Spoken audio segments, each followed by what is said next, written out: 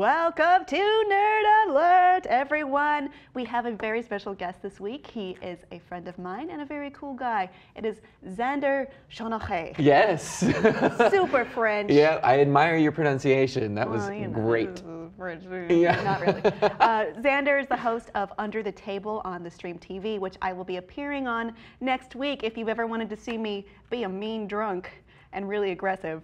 So that's coming up. Super mean. We play Bang, which is in the Wild West, and she just lets it all hang out. You're so mean. Right? All the time. You shot me. Yeah, but spoilers. You shot me first, and you said something gross about me on camera. I did. So maybe retribution. I'm a big fan of revenge as opposed to forgiveness. So good to know. Good game for me. And then you're also the host of Super Anime Smackdown. That's right. I was practicing it because I was saying Anime Super Smackdown, which spells ass. Yes. And that's not it, guys. It's sass. No, sass.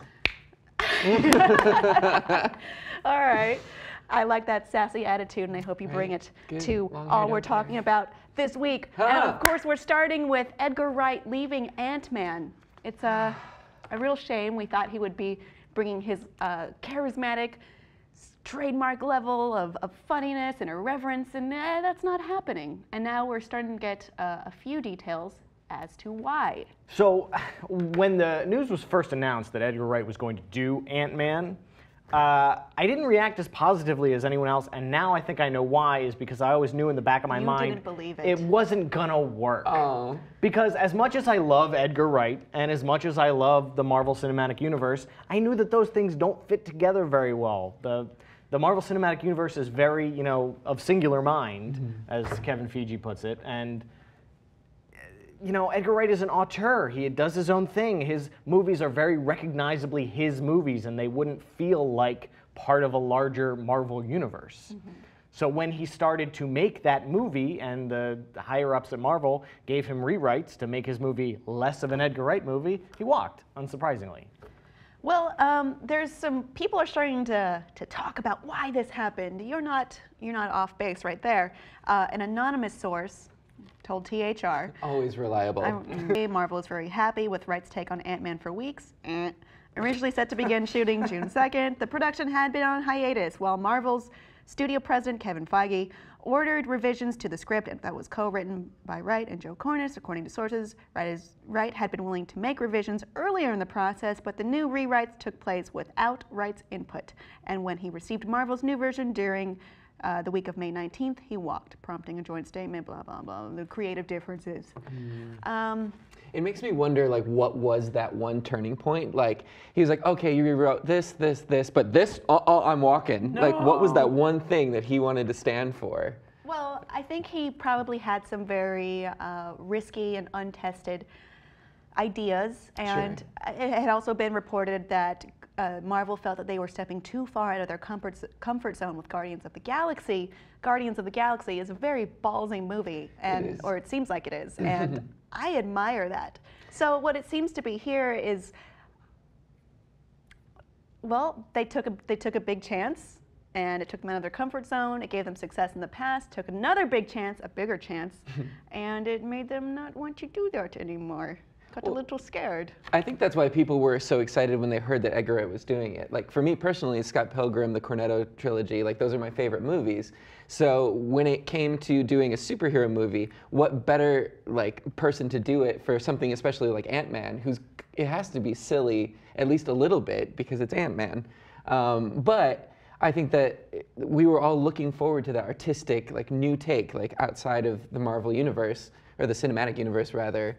And now it's just super disappointing that we know that it's not going to happen and it's going to be like homogenized like everything else.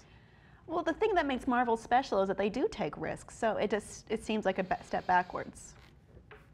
Go ahead, Tim. They take risks? They do. Remember who Robert Downey Jr. was before they put him in the Iron Man suit? He was a B-lister, maybe even a D-lister. Now he's A. I'll say that Marvel did take risks, and I think when they were establishing their universe with the first X-Men movie and the first Iron Man movie and the first Hulk movie, those were all those movies were risks. Didn't go over so well. One was a box office flop, and I think that contributed to them taking fewer risks in the future. Yeah, it's kind of sad to see, you know, because the risks led them to, I believe, very widespread success. And then stepping away from that it's disheartening. I think the last 2 Iron Man movies and the last Thor movie are all very safe movies. Tell me Guardians of the Galaxy isn't both ballsy as Captain America shit. movies were very, well, the first Captain second movie. one, I yeah, don't the first know. one was safer than the second, I Yeah. think. But the first one did better than the second, so. Well, I think they took a little bit of a risk with Iron Man 3 because they established this trope of a superhero in the universe, and then they took 3 and said that Tony Stark is the hero, not the suit.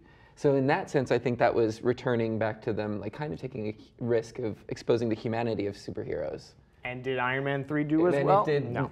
Well, So, I loved it. It could have been the Mandarin thing too that did that. I loved that. and that was a risk that didn't play Yeah, off. it People generally hated that about that movie. So that's taking fewer and fewer risks now. Now they see, oh my goodness, someone's doing a take on the Marvel Universe that our comic book fans might not like. This Edgar Wright is mixing things up, and let's dial it back so we make sure that we're true to the comics and everybody's happy and we make a lot of money.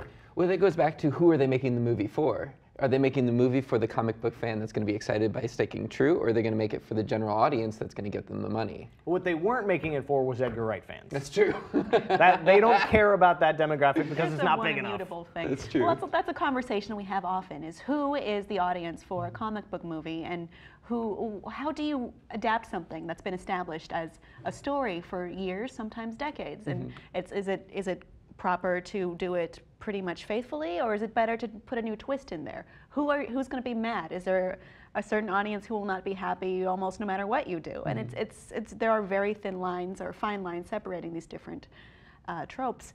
But for Wright's part, he tweeted, now deleted, a picture of a sad-faced Buster Keaton holding a cornetto, referring to the Cornetto trilogy, which is his thing. And I don't need to explain it, that's why I said that. Yeah. So this, of course, refers to Buster Keaton.